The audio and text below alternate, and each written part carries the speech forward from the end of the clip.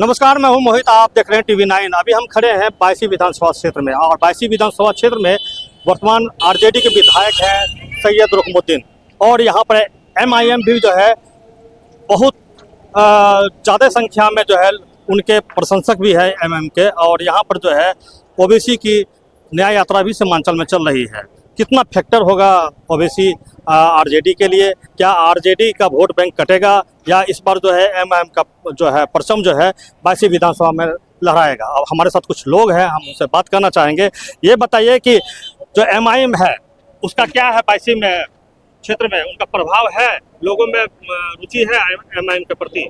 रुचि है क्या? बिल्कुल रुचि है उसके साथ। हाँ, उसका MIM का साथ है, बिल्कुल बिल्कुल खुले साथ है। पिछले बार क्या हुआ था? पिछले बार तो MIM को सब वोट दिया था। हाँ, MIM को दिया था, वो तो पार्टी ही छोड़ के भाग गया। गद्दारी तो हम लोग का साथ किया ना, पब्लिक का साथ किया। अच्छा, ऐसा गद्दारी नहीं करना था।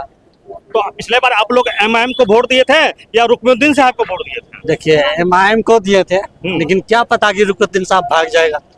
किसी का दिल को तो नहीं देखता है। हाँ, हम लोग उम्मीद करके दिए थे कि ऊपर से काम लेगा, लेकिन वो दूसरे पार्टी के साथ नहीं। रुकमुद्दीन साहब इस बार आएंगे वोट मांगने के लिए, फिर उसको क्या कहेंगे आप? नहीं, इस बार तो कैसे फिर वोट देगा? एक बार धोखा खाता है, दूसरी बार धोखा थोड़ी खाता है। पब्लिक इतना बेवकूफ थोड़ी। कहाँ घर हो आपका? घर हमारा 15 का। बायसी विधानसभा। अच्छा, ये बायसी विधानसभा में विकास हुआ, रुकमुद्दीन साहब काम किए हैं क्या? कुछ भी काम नहीं किया है। अच्छा, क्या क्या क्या समस्या है? हमारे MIM बनने के बाद तो मुलाकात भी नहीं किया उन्होंने। अच्छा, आए भी नहीं। नहीं। अच्छा, समस्या क्या है बायसी विधानसभा में? आप युवा हैं, समस्या क्या है यहाँ पर? सैलाब का समस्या है और क्या क्या समस्या है? बहुत सारी समस्या है, भ्रष्टाचारी है, यहाँ पे बेरोजगारी है, बहुत सारी चीज है। वो उनके ताकत नहीं है जो वो इनको ये संभाल सके, सबको विकास दे सके। असुद्दीन अवैसी आएंगे तो हर चीज आएंगे। तो बायसी विधानसभा में थाना ब्लॉक में जो है बिना पैसे का काम वगैरह होता है क्या? कभी भी नहीं होता, जहाँ होता पैसे लेके लिया जाता तभी काम होता है। तो विधायक जी को कहते नहीं है? यही भ्रष्टाचारी को दूर करने के लिए असुद्दीन अवैसी को लाया जा रहा है। देखिए, भ्रष्टाचार है बायसी विधानसभा में, इसलिए जो है यहाँ के युवा जो है वो चाह रहे हैं कि असुद्दीन ओवैसी साहब आएंगे तो फिर जो है यहाँ का विकास होगा। हमारे साथ और कुछ लोग हैं, क्या कहना चाह रहे हैं? बायसी का विकास हुआ है? बहुत कम हुआ है। अच्छा, तो पहले रोड वगैरह नहीं था, अब तो रोड वगैरह नहीं, रोड वगैरह तो है, अभी भी समस्या है। कहीं पुल या नहीं है, कहीं पुल नहीं है, और कोई ऑफिस में जाते हैं बगैर रिश्वत का कोई काम नहीं होता कागज। तो ये रोड और नाला इस सब का जो काम है तो NDA के शासनकाल में, अभी नीतीश कुमार का सरकार है, इसमें हुआ है। तो NDA का भी तो विनोद यादव है प्रत्याशी, क्या कहेंगे उसके बारे में? आज तक नहीं आया, नहीं आया, मिलने के लिए नहीं आया, कभी नहीं। पहचानते भी नहीं कैसा है। अच्छा, तो और भी यहाँ पर कौन कौन उम्मीदवार है, जरा बताएंगे आप? कौन कौन खड़ा हो सकता है यहाँ पे? और हाजी सुमान है, रुकमुद्दीन है। हाजी सुमान तो फिर आरजेडी से भी है और रुकमुद्दीन भी आरजेडी में है। दोनों में से किसको टिकट मिलेगा? अभी उसका कोई कंफर्म नहीं। तो ये इनको रुकमुद्दीन साहब को मिल जाएगा शायद। अगर वोट मांगने के लिए आएंगे आपके यहाँ तो फिर क्या कहेंगे? हम लोग तो सपोर्ट नहीं करेंगे। सपोर्ट नहीं करेंगे? इस बार क्या लगता है उनका? हम लोग तो अवैसी को सपोर्ट करेंगे हमेशा, गुलाम सरवर को। ओवैसी साहब को? जी। अच्छा, ओवैसी साहब क्यों पसंद है? क्या क्या बता रहे हैं भाषण में यहाँ पर? क्या बता रहे हैं कि यहाँ क्या हम करेंगे? वो हक की बात करते हैं, हिंदू मुस्लिम सबको लेके चलते हैं। अच्छा, इसीलिए हम लोगों को अवैसी ज्यादा पसंद है।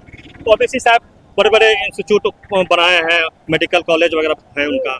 क्या लगता है सीमांचल में उनके आने से सीमांचल में ऐसा कुछ बनेगा क्या? ऐसे तो उम्मीद हम लोगों को है कि आएंगे तो इंशाल्लाह कुछ न कुछ तो बनेंगे। अच्छा, प्रदेश अध्यक्ष है अख्तरुल इमाम साहब, वो अपने क्षेत्र में क्या विकास किए हैं, काम किए हैं? जी जी, अभी तो बहुत पुल बना रहे हैं, कम से कम बहुत बड़ा पुल है वो लसन वाला, अभी हाल में देखे हैं और बना भी रहे हैं। तो उसी को देखते हुए हम लोग भी सोच रहे हैं कि इनको कामयाब बनाए तो हम लोगों का भी बनेगा। अच्छा, बायसी में ये लगातार जो बाढ़ आता है, ये बाढ़ का समस्या कहीं दूर होता है क्या? कौन कौन घोटाला करता है, कौन क्या करता है? कौन घोटाला करता है सर? हम लोग जो क्या कहते हैं कि वोट दिए अवैसी साहब को देख के वोट दिए, फिर वो बदल के दूसरा पार्टी में चला गया तो क्या काम होगा? जब नेता में नेता गद्दारी कर रहा और घरे में झगड़ा रहेगा तो कोई कर पाएगा? कुछ यही समस्या है, आपसे वापस। अच्छा, योजना सब होता है, योजना का लाभ जो है गरीबों को मिलता है? जो आपके गांव में जो है वृद्धा पेंशन हुआ, इंदिरा आवास हुआ, ये सब लोगों को मिलता है क्या? अच्छा, मुद्दा वाला बात ये बता रहे हैं। हाँ हाँ, आपको हाँ। जैसे कि एबीसी साहब 5 सीट जीता, यहाँ पर जीता, ठीक। 4 भाग कर चले गया राजद में। उसी जगह पर मुकेश सैनी 4 सीट जीता, हाँ। 1 विधायक उसका मरा, 3 भाग कर कहाँ गया? बीजेपी में गया। बीजेपी में चला गया। फिर वो आदमी का आप सटा रहे हैं, बात कायदा वाला बात बोल रहे हैं आप, सुनिए। जब उस आदमी का आप गठबंधन में ले रहे हैं तो एक मुस्लिम 6 सीट मांगा कि चलिए 6 सीट हमको दे दीजिए, 6 सीट पर हम लड़ेंगे। उस पर मान लिया कि आप उसको सपन गए, जैसे कि आपका भाजपा से, बीजेपी से एसएसपी यादव के यहाँ वो भी भाग कर आया, उसका चचा, उसको ले रहे हैं 2 सीट पर। जो लोग की माने कि बीजेपी से भाग कर आ रहा है तो उसको ले रहे हैं आप। अच्छा। और जो कि भागेगा नहीं, जब एबीसी जीतेगा तो वो किधर भी नहीं जाएगा, जाएगा तो आप ही क्या है। तो ये सहनी है, उनका परसेंटेज जो है पूरे बिहार में जाते का 2% है, मुस्लिम 2% है। अब मुस्लिम आप देखिए यहाँ पर हिंद ये यादव वोट 14% है, जब यादव मगर 7% है वोट बीजेपी में जा रहा है। हमरा वोट से वो क्या प्रधानमंत्री और मुख्यमंत्री बनने चाहता है क्या? क्या लगता है इस पर? हो जाएगा मामला साफ, समझे? ये देखिए तखन के जमाना में 20 साल 50 साल पहले मुस्लिम बिरादरी में पढ़ा लिखा नहीं था, उसको जो धकिया देते थे चला जाता था। अभी हर मुस्लिम का लड़का, हम ही वो बोलिए 2-3 लड़का, कोई इंजीनियर है, कोई ये है, कोई वो है, तो मुस्लिम भी तो जागरूक हो गया। तो पहले तो आप लोग तो लालू यादव को वोट देते तो थे। देते थे, कब दिया था? जब रात्रा रोका था बीजेपी का, रोका था नहीं पटना में लाल कृष्ण आडवाणी का। लाल कृष्ण आडवाणी का, उस टाइम गठबंधन था, गठबंधन वो कर वोट दिया था, मुस्लिम यादव समीकरण बना था। वो समीकरण जो बना तो कुछ दिन ठीक रहा, उसका बाद आपका जब ज्यादा वोट आपका 7% भाग रहा है आपका बीजेपी में, तो मुस्लिम की ठिका ले लिया आपका। तो एमआईएम बोलता है कि ठीक है, आप बोल रहे हैं कि हम एमआईएम को वोट देंगे, हाँ। मगर ये वो नया पार्टी आया जनसुराज, वो तो आपका नहीं, अभी जनसुराज का बात नहीं चलेगा, यहाँ नहीं चलेगा। नहीं चलेगा। तो भाई भीड़ तो खूब जुटता है। भीड़ तो अभी भी लगा दीजिए, तो अभी एक मदारी ले लीजिए, डमरू ले लीजिए, 10 आदमी जुटिया करेगा, जुटिया करेगा। जनसुराज का नेता क्या मदारी है? अभी मदारिया मानिए, जब वो 2 बार 3 बार लड़ेगा, कहे से जीतेगा, उसका रंग देखेगा कि कैसा चलना फिरना है, तब फिर वो ये नहीं रहेगा। 5 साल का बात नहीं है, 5 साल बाद आज मना गद्दी पर बैठा दिया, 5 साल बाद पब्लिक क्या करेगा? उठाकर आपको गड्ढा डाल देगा। अच्छा, ये कौन उम्मीदवार है इस बार पैसे से एमआईएम का? एमएम का उम्मीदवार है गुलाम सरवर। तो पिछले बार भी वो उनको टिकट धोखाबाजी किया था। धोखेबाजी हुआ। हाँ, धोखाबाजी। उनको धोखेबाजी तो एमआईएम किया ना। हाँ, एमआईएम अख्तरुल ईमान ये लोग को याद था मिलाकर। हाँ, तो इस बार नहीं होगा, लास्ट तक मिलेगा, देगा। टिकट हाँ, कट टिकट जाएगा। मिलेगा, उसको मिलेगा। मिलेगा। नहीं टिकट मिलने का कोई सवाल है? कितना गद्दारी कीजिएगा आप? हमरे साथ एक बार ठग लीजिए, दूसरा बार ठग लीजिए, तीसरा बार भी ठगिएगा, आपका कहीं वजूद रहेगा? अपना बात का वो ये क्या नाम हुआ आपका? मोहम्मद शमसूल। कहाँ से आए हैं? मैंने बंदरक में पड़ता, टोली पंचायत में। देखिए, टोली पंचायत से आए हैं और पूरे स्थिति को बताएं कि बायसी विधानसभा में क्या हालात है, किस तरह जो है पहले यहाँ के लोग मुसलमान जो है वो आरजेडी को वोट करते थे, अब धीरे धीरे जो है एमआईएम के प्रति जो है उनका झुकाव आ गया। वहीं जो है जनसुराज के बारे में कहा है कि भीड़ तो जुटेगा, मगर जो वोट काटने का जो रेशियो रहेगा वो बिल्कुल बहुत ही कम रहेगा। हमारे साथ और कुछ लोग हैं, ये बताइए कहाँ घर है आपका? मेरा घर टोली पंचायत दुब्बा गाँव है। टोली पंचायत से आए हैं। टोली पंचायत का हालात बोलिए, क्या बाढ़ का हालात कैसे है? तालाब वहाँ बहुत गंभीर हालात है वहाँ का, बाढ़ पीड़ित में बहुत परेशान लोग होता है।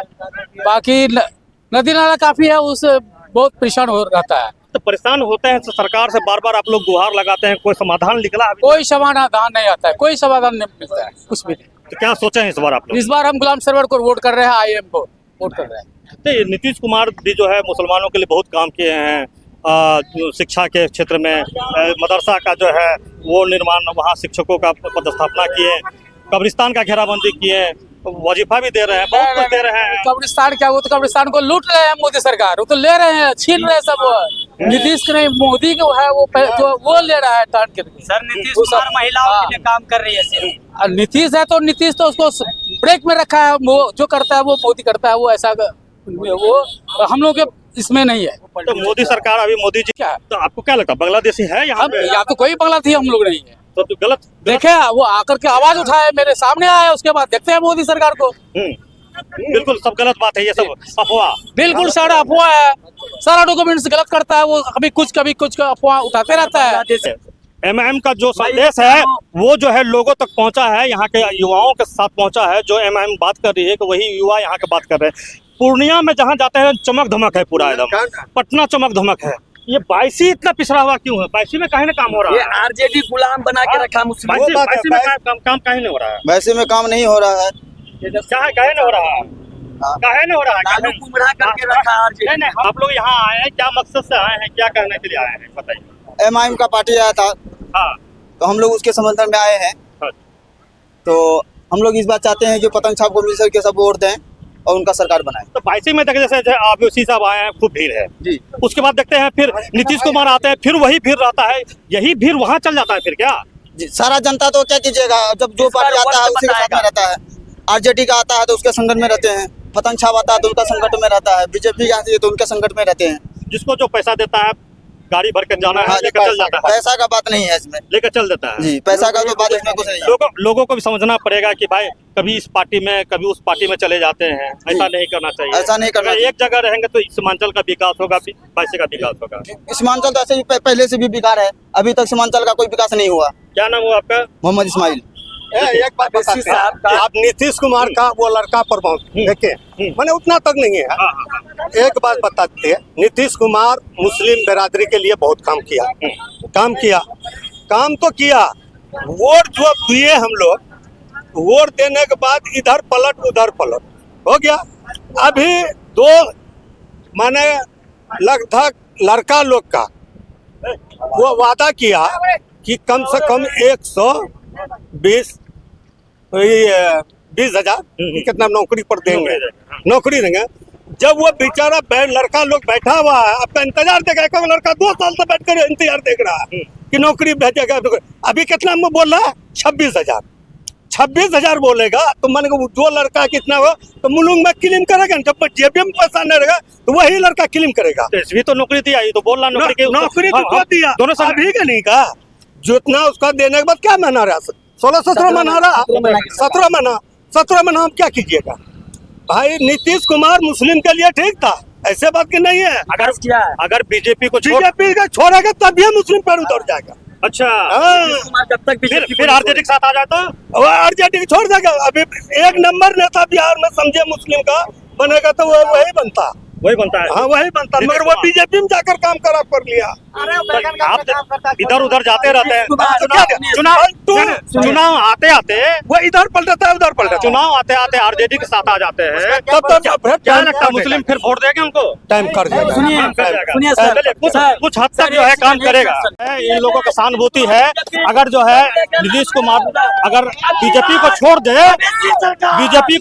और फिर से जो है आरजेडी के साथ गठबंधन कर ले तो ये लोग जो है नीतीश कुमार के बारे में कुछ सोचेंगे। TV9 के लिए बायसी से मोहित पंडित।